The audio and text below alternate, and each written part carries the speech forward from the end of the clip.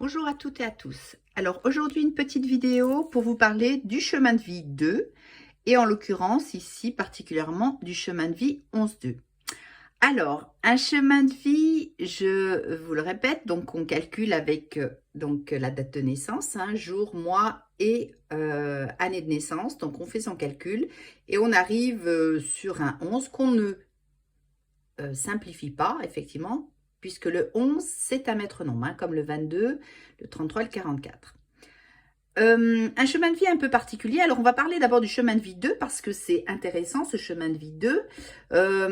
Les gens qui ne vont pas utiliser tout au début de leur existence le 11 vont être donc dans ce 2, dans cette particularité, dans cette dualité, parce qu'effectivement le 2 c'est quand même une vibration différente du 1. On est plus en dualité, on est plus dans une vibration où on se sent toujours un peu divisé. On aime bien tout ce qui est en rapport à la paix, la quiétude. On a besoin de l'autre, on a besoin d'être aidé, on a besoin d'être porté. On a besoin d'avoir un relationnel proche de soi. On a besoin de collaborer, effectivement. Le 2, c'est la coopération, c'est le fait de... Alors, suivant où il est placé, c'est vrai qu'on peut vraiment se dire cette personne, pour se réaliser, aura besoin d'avoir un compagnon, aura besoin d'être épaulé. C'est pas le chef d'orchestre, c'est plutôt quelqu'un qui est en arrière, qui suit, qui suit le meneur.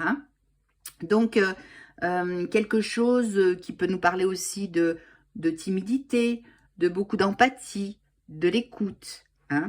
Alors, chemin de vie 11-2, s'il a le déclic, s'il va travailler sur lui, s'il va travailler au niveau de son évolution, se poser des questions et qu'il réalise ce 11, ça va être ingénieux parce que le 11, on est, je vous l'ai déjà dit, dans un maître nombre qui nous parle quand même de choses un peu particulières, à savoir que ce sont des gens très intuitifs, qui perçoivent. Le 11, c'est le médium. Ça va être le voyant. C'est quelqu'un qui s'il s'écoute, va être aidé, guidé, guidé. Le 11, comme tous ces maîtres noms. Mais là, le 11, c'est plus dans l'intuition, dans l'intuitif. S'il écoute sa petite voix, il va savoir ce qu'il doit faire, d'accord? Donc le 11, c'est ce côté intuitif, réceptivité, comme un peu le signe du poisson, qui a cette réceptivité un peu particulière. Donc dans cette date de naissance, on voit que le jour de naissance est un 23 par un 5. Donc 23 d'ailleurs en numérologie, c'est un très bon nombre, c'est un nombre de protection.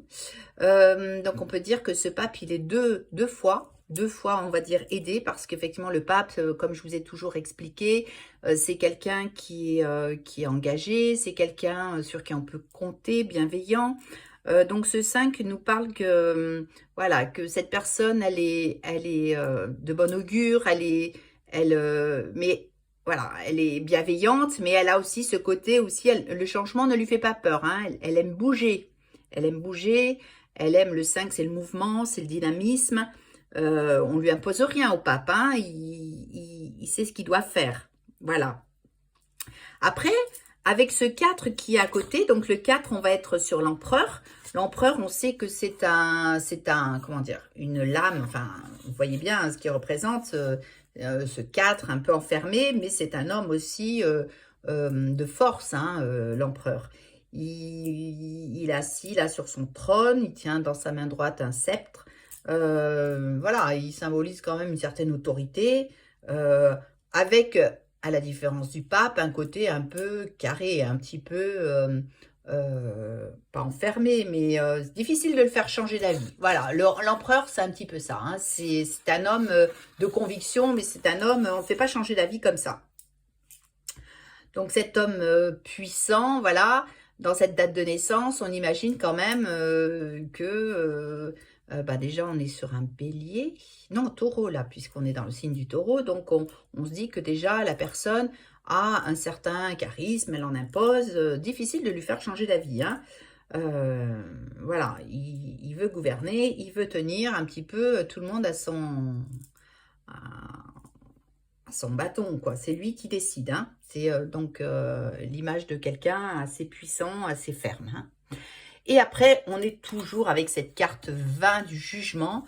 Alors, le 20, effectivement, ça peut être le 2, mais là, on le divise, enfin, on ne le réduit pas. On arrive à ce 20 qui va nous parler d'ailleurs d'une année qu'on a bien connue et qui a été assez difficile, qui est de 2020, hein, ce 20 qui nous parle de choses cachées qui ressortent, mais aussi de derniers jugements, de choses dont il est indispensable de comprendre, indispensable d'éclaircir, hein. Ce jugement, moi j'ai toujours l'impression qu'il y a quelque chose de caché dans la famille, aller chercher un petit peu les dettes karmiques, quelque chose qui est là et qui nous rappelle que mon arrivée sur Terre, elle est un peu... il y a des choses qui ne sont pas dites, hein. Il faut aller un peu gratter ce qui doit sortir. Enfin, qu'est-ce qu'on doit dire de cette arrivée sur Terre? Le jugement, c'est toujours un petit peu quelque chose de caché, quelque chose qui n'est pas clair, un peu quelque chose qui doit sortir, hein, pour pouvoir justement renaître. Donc voilà, un chemin de vie de 11-2 assez intéressant. J'ai envie de dire que la personne avec ce chemin de vie, son 2, c'est toute la douceur, toute l'empathie qu'elle peut avoir aux autres. Et il faut vraiment qu'elle se réalise sur ce 11 qui va l'aider justement à transcender, à dépasser, on va dire, cette dualité qu'elle peut avoir au fond d'elle. Le 2, ce sont des gens très souvent timides, très axés sur les autres, qui n'ont pas souvent d'ennemis, hein, parce qu'ils n'aiment pas les conflits. Voilà. Voilà, encore un beau chemin de vie. Je vous remercie de m'avoir écouté. Merci de vous abonner à ma chaîne. Je vous remercie encore. Vous êtes de plus en plus nombreux. Et puis moi, ça me donne envie de continuer et de vous faire connaître un petit peu cette numérologie qui est très intéressante. Je vous dis à très bientôt. Namasté. Belle journée à toutes et à tous.